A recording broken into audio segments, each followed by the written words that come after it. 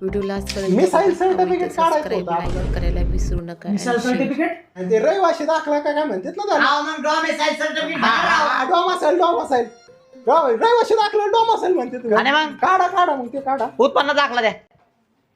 रहिवाशी दाखला काढायला उत्पन्न दाखला लागतो का आणि मग एक काम करा अगोदर उत्पन्नाचा दाखला काढा मग आपण रहिवाशी काढू पॅन कार्ड.